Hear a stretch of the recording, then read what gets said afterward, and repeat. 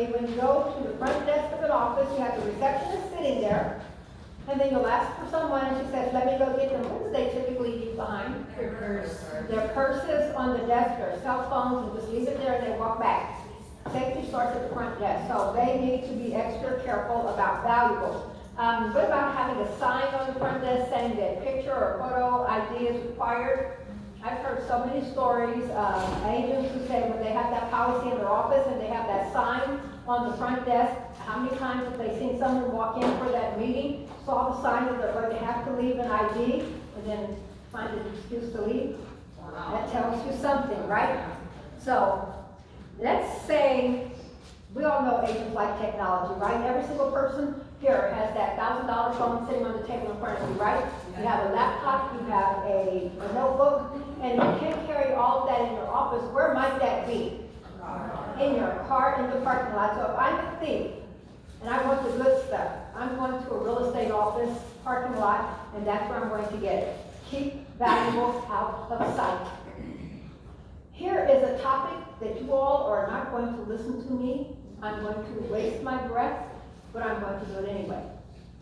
Why do you all need your pictures on everything? Why? Why? I told you I have a twin sister, right? Who's an agent. Yeah. Our picture is on her business cards, it's on her website, it's everywhere. And I asked, it's like, Stacy, why do you need your picture on your business card? Is it going to help you get more listings? Why do you need it? Why do you need it on those royals and the cheap schedules that you mail out on the calendars? Why do you need your picture everywhere? She says, I am my business. No matter what I say to her, our picture's going to be out there. No matter what I say to some of you all, your picture's going to be out there. I've got one request for you. Will you please make it a professional picture?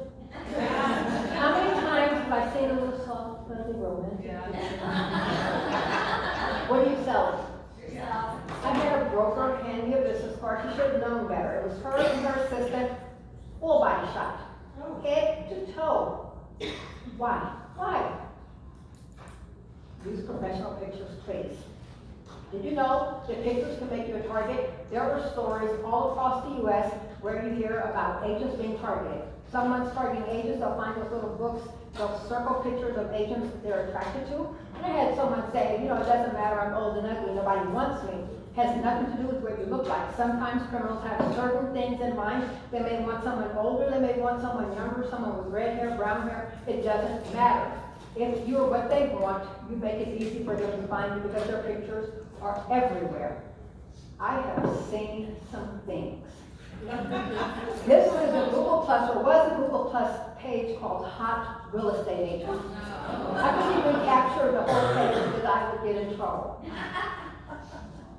Can you all see the real estate agent in the bikini on the billboard saying hot real estate? She was happy that she started getting more phone calls and more website visits because of this billboard. She thought it was a good move. Men do it too. This is Sexiest Real Estate Agents. I was in Vegas and I had a group at the back table. I called them Glamazons, and they were just everything dolled up, big, everything, okay? So they're sitting there and I'm saying, you really don't need your picture, do you? Why do you have to have it? They took exception with me. It's like, what's wrong with having your picture out there? It's like, let me see your business card. So when they show me their business card, see that picture on the top, the bodysuits? That's the picture on their business card. This is their website homepage. It says, call our hotline for any of our angels. What kind of phone calls do you think they're getting? I am here to tell you to be careful with the image that you're putting out there. You already have a target on you. Be careful with the image that you're putting out there. If you must use a picture, make it a professional picture.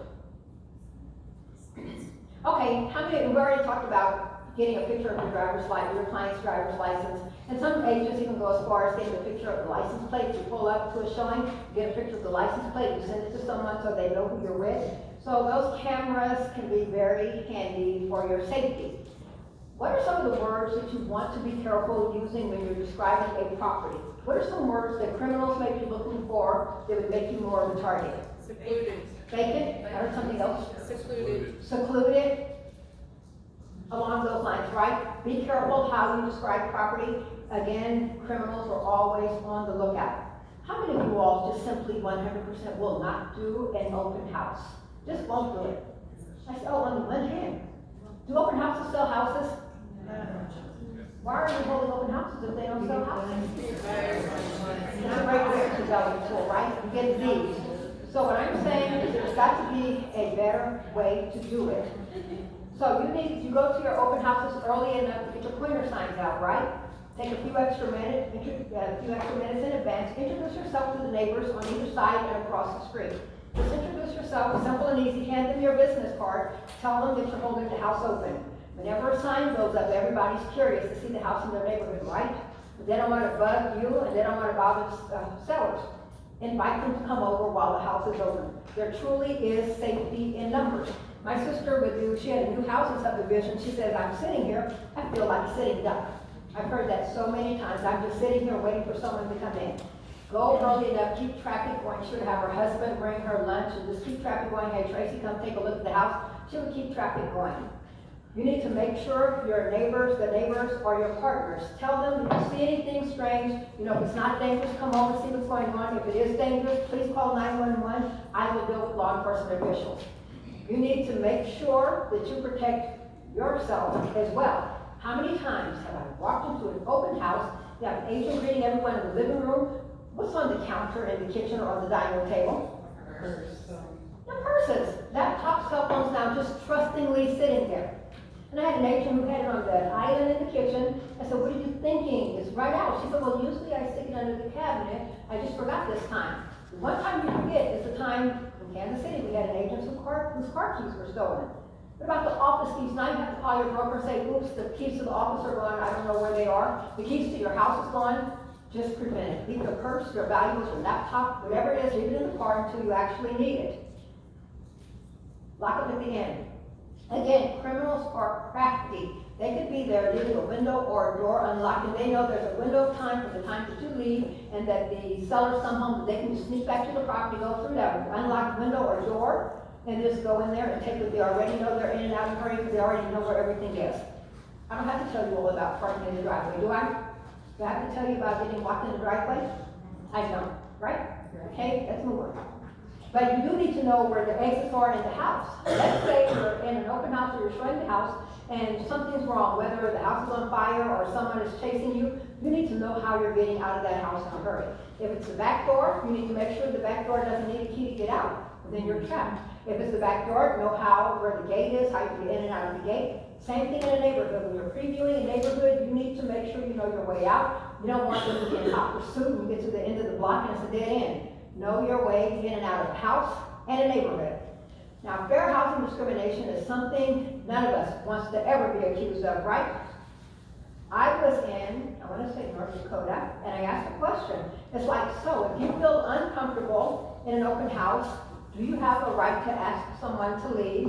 And I had an agent say, I cannot do it because if I do, I will be in trouble and I'll get sued for fair housing discrimination. Is that true? Is it?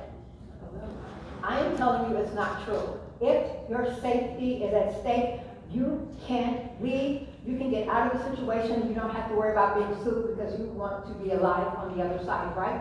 So I've got 3 stories, and it just so happens that they happen to be female agents, and maybe would-be perpetrators just happen to be male. First story, an agent says, Tracy, I know I can't judge a book by its cover. She said, but I want to sit where I can see who's coming. I can size them up, and it doesn't mean anything, but at least I know who's coming in. I can get a feel for them. She said she was sitting inside one time, and then she saw a guy pull up a late model car, and clean-cut guy gets out of the car, and she says her stomach, her gut just kind of told her something's wrong. The hairs are standing up on her arm. She just had this feeling in her gut. She got up, she locked the door. He came to the door, he rang the doorbell, he knocked on the door. She screamed to the door, I'm closed. He said, no, you're not. I just saw people leaving. She said, I am closed now. So she waited until he left, and when he was going, she grabbed all of her stuff and she got out of there, locked up and got out of there. What would have happened if she would have stopped him from coming in and then waited for someone else to come along who looked okay? Could she be in trouble? Yeah, she stopped everybody else. No one else was coming in.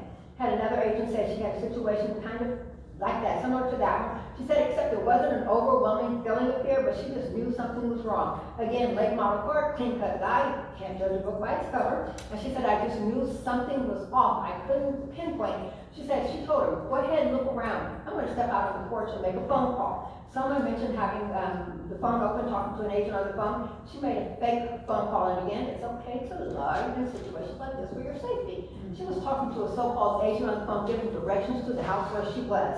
This guy's inside, he says, you know, wait a minute, she's not coming in, and he hears her giving directions. He said, someone's on the way, I'm out of here. He walked past her on the porch, got in his car, and he left without saying one word to her. Was he there to see the house?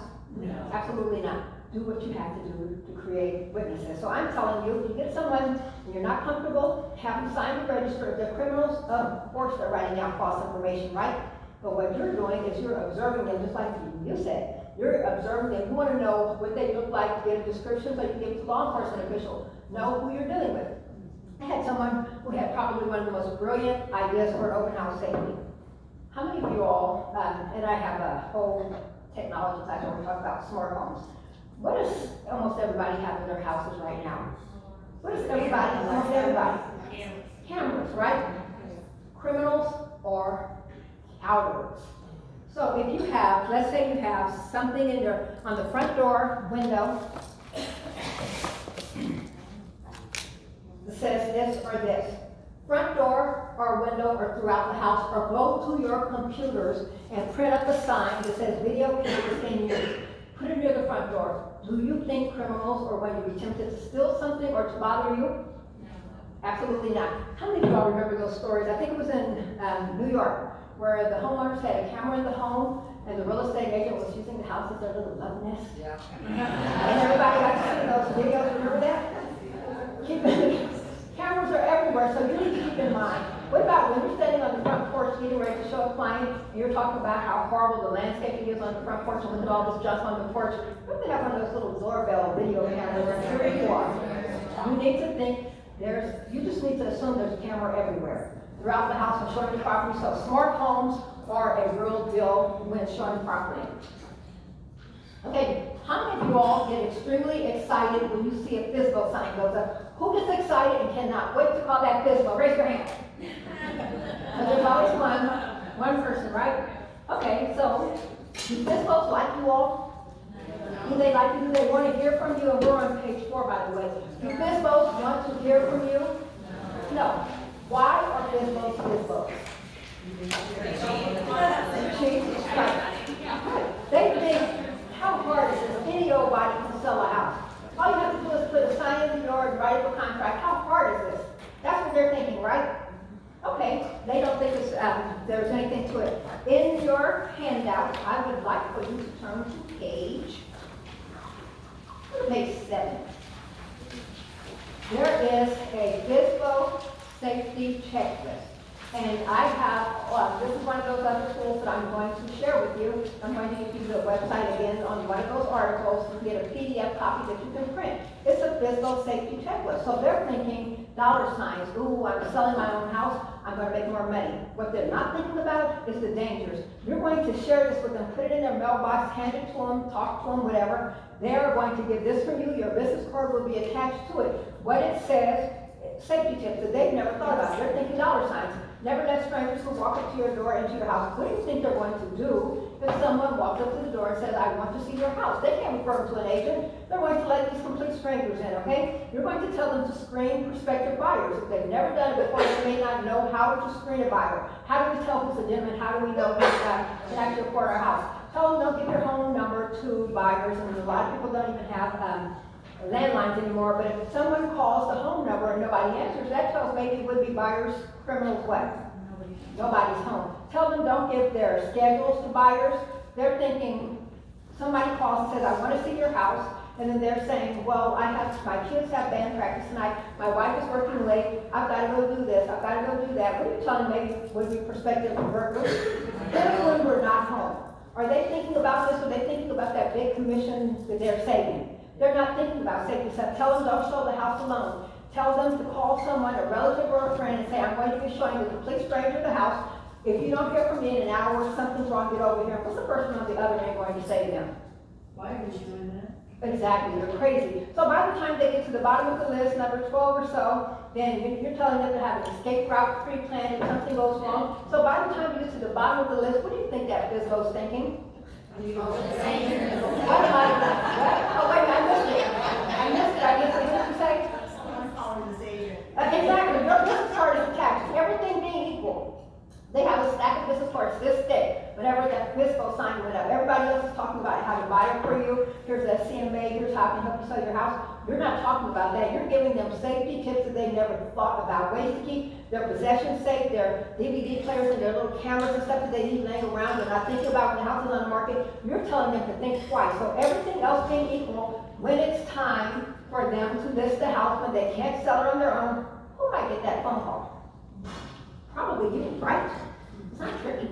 Okay, there's the article. This one, Realtor Magazine. Again, if you search it, there's a link to that PDF handout. Okay, let me take a sec. I take myself my time, and then I look back at the tape, and I realize that I don't take deep breaths between sentences. I didn't realize it until I actually listened to it. Okay, are foreclosures, REOs, distressed property, are they a big deal here? What was that? Foreclosures, REOs, distressed property, is that a big deal here? Is that not a lot anymore? Say again? Actually, a bunch of those. Oh, so you do. So there are still some here. I remember being in North Dakota again when they had the oil boom. No such thing as foreclosures. There was a housing shortage, so it's like I might as well not waste my time. But there are some here, so there's still a market for it. Let's talk quickly, and I'll just go through it quickly since it might not be relevant. Let's talk a little quickly about the difference between regular residential real estate and distressed properties. They're not the same, showing them totally different market. Regular real estate listings are in pristine shape, they're perfect, they're priced to sell at the highest price. Distressed properties, they're distressed. You could be standing on the porch or couldn't look through a floorboard, gutter could hit you in the head, so they're not in great condition. Animals are corralled or kennels in a regular property. In a distressed property, if they can't pay their bills, sometimes they leave their animals behind. That's not going to be a friendly dog, so you want to be careful dealing with animals left behind. In a regular residential property, it's a family home filled with love and all of that good stuff. Distressed property, it could be the headquarters for gang members, and that's everywhere. In regular residential, the neighbors are friendly. In a distressed or foreclosure, they get mad at you. Why are they mad at you? You're just the agent showing up. Why might they be mad at you? Because it's bringing down the value of their Yeah, it's bringing down the value of their house, and you're the one that can take it out of. So when you walk up to a house, it's not